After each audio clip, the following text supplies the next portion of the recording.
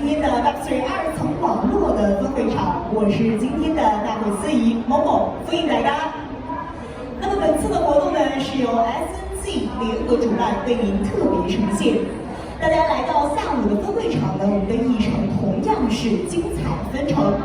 那么第一位嘉宾呢，是由 Taiko 联合创始人兼 CEO Mikko 带来的。请他来到我们的舞台，为大家讲解他们的技术愿景。让我们给点掌声，今天下午的第一位分享嘉宾，好吗？热烈的掌声欢迎我们的 Taiko 联合创始人来到我们的舞台中央，欢迎您。好，我看到我们的联合创始人已经 stand by 了。好，接下来的舞台我们就交给Mikko来分享他们的技术亮点。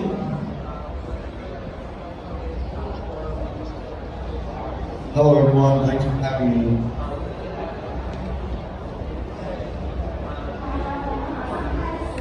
Am I ready to go?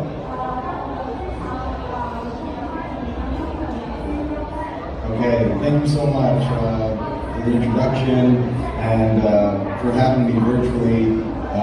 It's a real pleasure to be at the Hong Kong Web3 Festival. I'm calling in from Tokyo, where the Taiko team is attending a few other Ethereum events, but really glad to be part of this one. So thank you very much. I'll be talking about Taiko, the Type 1 zkEVM. So I think many of you have probably heard other great presentations from rollups, ZK-rollups, zkEVMs, and maybe I could highlight the differences of Taiko, which does in fact have some unique properties that we call Type 1. So let's get right into it. So here's a brief outline we can go through. We'll give a little bit of a background. We will talk about what are we. We will analyze the trade-off space of zkEVMs. We will look at where we are going, including a little bit of where we have been that has informed where we are going. And we'll wrap up by looking at some resources if we have time, or potentially just go to questions that's possible for the audience to ask them. So here we go. Taiko aims to scale Ethereum as a Type 1 zkEVM. We want to scale Ethereum as is. We all know ZK-rollups. They tried to securely scale Ethereum block space. Now the big innovation of the recent months or years was general purpose zkEVM to prove, these Ethereum-like blocks where you could execute arbitrary applications and computation. Taiko really relies on the community zkEVM effort. By that I mean you'll see our architecture is very community-based, very decentralized, but actually even the main code we use is quite a collaborative effort. The Ethereum Foundation's PSE team, the Privacy and Scaling Explorations team, writes these zero-knowledge circuits, which is a core component of the zkEVM. Other rollup teams contribute to it, and we contribute to it. And of course other independent contributors. So it's really nice to have a diverse set of eyes on it. A bit about the team. Many of us come from a roll-up background. Several of us come from Loopring, which was the first ZK rollup on Ethereum back in 2019. I know it's kind of funny these days to talk about the firsts. There's lots of contention on those points of the first zkEVM. But we'd like to look back 4 years ago or so, 3 or 4 years ago, to application-specific rollups when we launched Loopring. So it's been amazing to see the progress. We don't think we're done. The space has come a long way today. We have a long way to go. We are about 25 people from all around the world. We're actually having a first team meeting, whole team offsite roughly this week. So it's been really fun to get the whole geographically distributed team together. Diving into that a bit more, so what are we? We like to describe ourselves as a fully decentralized Ethereum-equivalent ZK-rollup. I'm really going to spend some time understanding what this means, why it's important. Forget these words. What are the things, the properties we're aiming for here? And that is our one-line descriptor. Fully decentralized Ethereum-equivalent ZK-rollup. A shortened version of that is a Type 1 zkEVM, a classification scheme that Ikola popularized. We are fully open source and MIT licensed. Anybody can contribute, anybody can fork our stuff. It's all being built in the open. As it's built, after it's built, all the way through. As I said, community developed and driven, and no permission block proposing or moving. So it's kind of two separate points. The multiple different teams that can contribute to certain parts of our development. As I said, that PSE component. We make use of other Ethereum components, which I'll show. And a big differentiator, I'd say, is that from the get-go, the no permission privileged position of block proposing or sequencing, you might have heard of, and the same goes for proving. Anybody can participate in those protocols. Over the past, we've been around for about a year and a bit. Over the past several months, we've started releasing some test nets, an Alpha 1, an Alpha 2, which is currently live, and soon we'll come out with an Alpha 3. We show here a picture of just the different contributors. A lot of these come from outside the team. That's really what we love to see. The same way Ethereum contributors come from far and wide. We love to aim for that sort of Ethereum equivalence as well. Not just technical architectural equivalence, but an ethos-inspired equivalence as well, of contributions and many hands helping. So, let's get into what Ethereum equivalent means. I hope I can leave some of you that have heard these terms, EVM equivalent, Ethereum equivalent, compatible, Mikko compatible, maybe with a bit of a better understanding of how it works. So, on this image, I hope it's big enough actually, but from left to right, if you're looking at it left to right, we have increased compatibility on the left to increased proof performance, or ZK friendliness on the right. That goes Type 1 to Type 4. We hug the extreme of the Type 1 zkEVM, which prioritizes Ethereum compatibility above all. When you have perfect compatibility with Ethereum, we call it Ethereum equivalent. So a Type 1 zkEVM is Ethereum equivalent. It checks all the boxes of compatibility. As you go more to the right, you have some lessened compatibility, but you do gain some other nice properties, which are increased prover performance. You're able to generate the zero-knowledge proofs that prove your correct state transitions more cheaply or quickly. I will talk about why we think our trade-off is worth making, and why we are comfortable giving up the increased prover performance for the gain of perfect equivalence. So that is our trade-off. But also, I think it's very helpful for everyone to understand these are all trade-off spaces. It's about where you want to be on that spectrum and being comfortable with those choices. So Type 1 zkEVM, to specify a bit more what we mean by EVM equivalent, that means yellow paper validity rules. From the Ethereum spec, the yellow paper, many years ago, those rules are what defines how our state machine transitions as well. No changes there. All opcode supported, bytecode level complete compatibility and equivalence.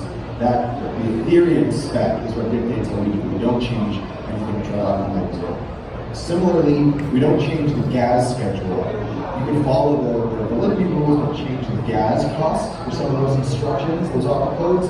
That would also move you off the extreme coast of Ethereum equivalence. We do not do that for certain reasons which we discovered. So that's what EVM equivalent means right there. Then, so once you are Ethereum equivalent, which has those two bullet points, to become Ethereum equivalent, you must satisfy equivalence with the Ethereum architecture, or kind of the things outside of the EVM that make up Ethereum. Those are the state trees, the hashing algorithms used, stuff like that. So that means we can reuse Ethereum execution points, like Go Ethereum or Get, We can reuse them with minimal diff, as minimal as possible. And that's a great actual benefit of being a type 1 zkEVMs. We can reuse those battle-hardened components. We'll get into that a little bit as well. So we've satisfied Ethereum equivalence, which can be a type 2. And to become a type 1, we have to satisfy those architectural requirements outside the Ethereum machine. So those are state trees, that's a Mikko Patricia tree. For those who may be familiar, it's all the hashing algorithms, not removing any ZKM-friendly Ethereum-equivalent bridge contracts. So the message passing is the exact same contracts that work in L1 as L2. And a really cool thing is you can actually use the L1 validators as your sequencers for your rollup. So I hope I'm impressing upon you the fact that when you're Ethereum equivalent, you can just reuse the amazing machine and tools that is Ethereum. So I'll move on from there. We're also decentralizing open source. I went over open source. Let's talk about decentralized very quickly, with a simple graph to understand. I mentioned our extreme position on the trade-off spectrum of type 1. That's on the horizontal axis right there. We also take an extreme position on another dimension that you can measure for rollups, or zkEVMs specifically, which is decentralized versus centralized. So on the top we have decentralized. I'm not sure how large it is for you on the screen. And Taiko again tugs that extreme side of the trade-off space. We want to be as decentralized as possible. Again, people can make the case for centralized sequencing, proposing, proving, but we, of course, I think the benefits of decentralization, the affordances that it brings, like censorship resistance and maximal reliability and liveness guarantees. So again, Taiko is a bit extreme in its trade-offs that it gives up and the ones that it holds dearly. So okay, let's move on. I've been expressing things in a trade-off context, and let's look at why we love our quite extreme position in the trade-off dimensions. We believe that the EVM is winning, or quite frankly, has already won. All the EVM compatible chains, we all know them. Those are other L1s that implement the EVM. Those are now rollups, optimistic rollups. The EVM has captured the mind share of developers, so I make the point to say here it's zero cognitive overhead for developers to use Taiko. It is as Ethereum equivalent as possible, as I keep stressing. All tooling is supported, it can feel right at home, and they can enjoy the best developer experience. Then, again, moving beyond the EVM equivalents that will make developers happy, the network could be happy, the network participants could be happy or have an easier time because we could reuse Ethereum infrastructure. So Ethereum infrastructure, maximum reuse and minimal diffs. We get to reuse this battle-hardened, right? 6-7 years plus of these clients that are battle-hardened. We get to reuse those clients as our node rollup clients. So that's really nice. Those are well supported, and as the next point says, security edge cases are minimized or removed. Building zkEVMs are so hard. We don't want to make it any harder on ourselves. We want to stand on the shoulders of giants as much as possible. Our goal is to scale Ethereum. Let's reuse the tremendous tools that exist. So, from an EVM point of view, the way contracts are executed, contracts and applications, we have peace of mind for developers and users that there's no edge case that might pop up that a developer thought they were doing something fine for Ethereum, but on this environment, which might be a type 2.5, will basically remove some of those Ethereum equivalent stuff for some other property. Some money might be lost, some properties might be sacrificed. You can sleep better at night knowing that the state machine functions exactly as Ethereum. There's not going to be a little mishap which could We've seen recently, in some cases, lock some user funds because the developers have realized there was something that we can do that. So, and the same goes for the nodes. I won't belabor that point too much. We can reuse get without having to change too much. It means less room for error. That is what we are comfortable with. Peace of mind for the whole network. There's not going to be some bug. Of course, you can never obliterate that chance, but by reusing the stuff, you have a better chance of avoiding it. And let's talk frankly about what we give up to obtain these really nice properties.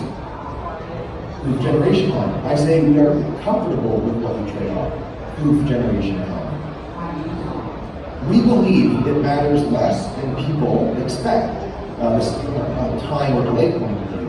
The only time where proof generation actually needs to be submitted is when you're trying to leave the rollup. You're trying to go back to layer 1 Ethereum, perhaps to another rollup. So it's like one chain reading the state of another. That's when you need the proof for efficient reading of the state across chain. But as we know, people are quite happy to be on a rollup, do their business, maybe stay there for a very long time.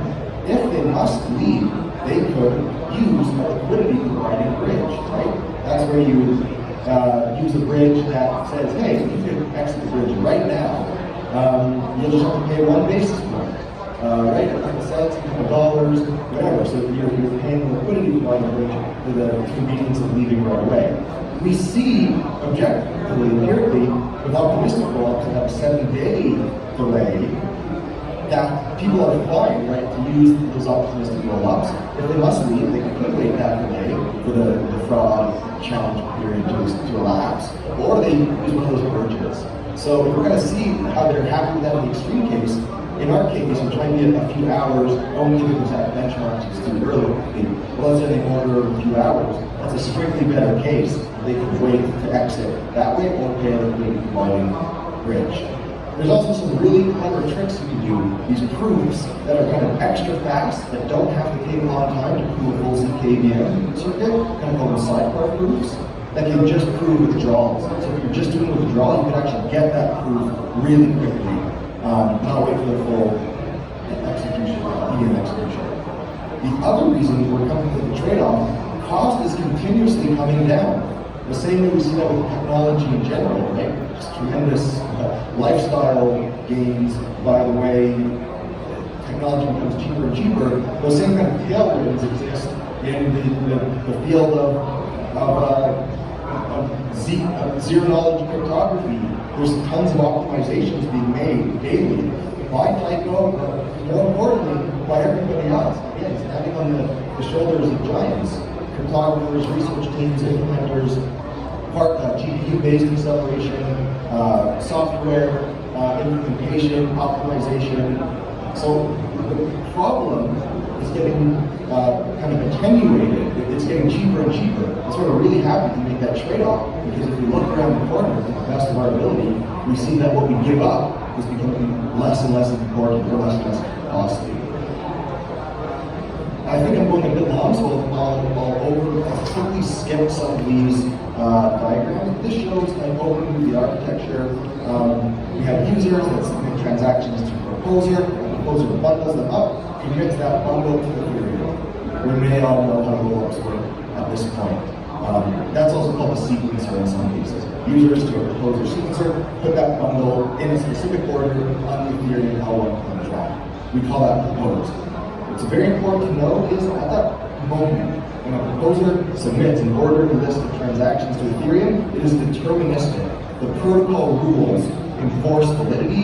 Invalid transactions will be skipped over. Valid ones will execute in their order. So it's deterministic. You can actually go on your merry way right away without waiting for the proof generation which we're about to talk to. So it's deterministic at the point of proposal to L1.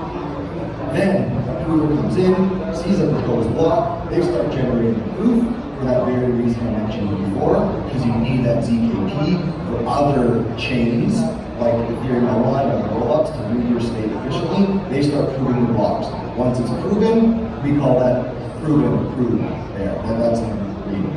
What brings it to the last step, which we call verified, is when all your parent blocks are proven. So it becomes closed, proven, and then when you're proven, if all your parents, or those that came before you, are proven, then you're verified. That's the final level of finality.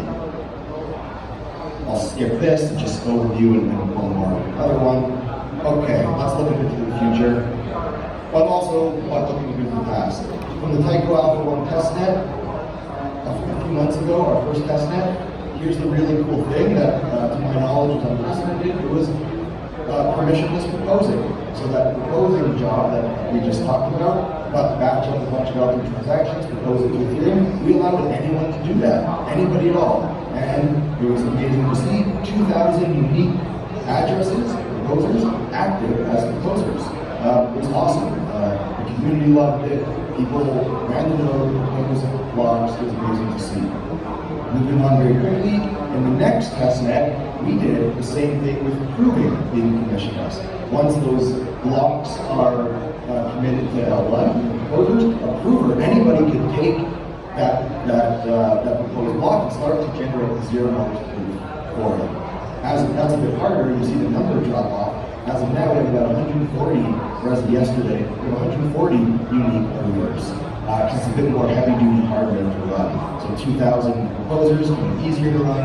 For provers, it's a bit more difficult hardware heavy. So 140 unique provers. And in our, as I mentioned, it's permissionless. There's also no leader election or coordination scheme. It's just take the proof, the most efficient is going to win. Whoever generates that deterministic proof first is going to win, the protocol reward associated with it. I won't go into protocol economics too much. We definitely don't have time. One thing to note is that at this point, we're not proving the full circuit. We're proving one kind of sub-circuit of the public input circuit. We don't have all the circuits finished as zkEVM yet. But again, it's so lovely to see broad participation of provers. Really helpful also in the testnet was we found some issues, some bugs, a protocol economics flaw, and some related ones. So, that's what testnets are for, and we're super thrilled to be able to improve our products from it. I will go very quickly to wrap this up. Where we're going, the next testnet, we're going to improve, simplify, optimize the protocol. We're moving a lot of the logic into the ZKPs for cost savings and associated properties. We're going to enable EIP 1559 pricing mechanisms on L2. EIP 1559 inspires our proposer and prover fee structure. Those goals that we just kind of went over, those are not altruistic goals. People are doing that to get paid. Proposers get paid by the L2 transactions that they're rolling up and committed. Provers get paid by the protocol that's kind of mediating some of those fees and giving some to the prover via an EIP 1559 like scheme. We will apply lessons from L2 efficient circuits. Let's not dig too deeply there.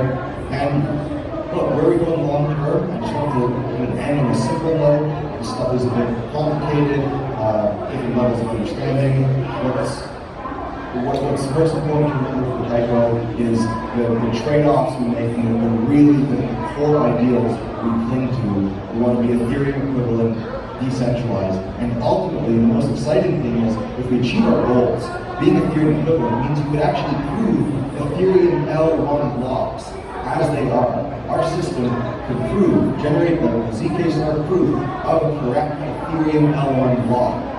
Some of you may know that the Ethereum roadmap to perhaps snarkify or zkify L1 itself, and get white lines that just verify proofs of the correct state transition.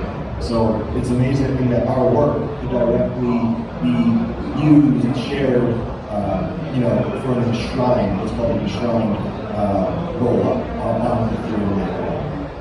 So that's it, and I'll leave it there. These are the resources to build, but thank you very much. I hope that was enjoyable. Thanks for listening. Okay, thank you so much. Thank you for Taiko for the very amazing presentation. 好的，再次感谢 Taiko 带来的技术愿景的分享。也感谢我们的马修通过云端呢带来最新的前沿动向。正如 Web3 的出现呢，让我们感受到了天涯若比邻一般的亲近感。就像这几天我们在香港感受到的，也是一种万人空巷、热情高涨的这样的一个气氛啊，也是前所未有的这样的令人激动。那希望大家也能够将今天的这份热情呢，延续到我们本场会场的最后一个环节，好吗？感谢大家的陪伴。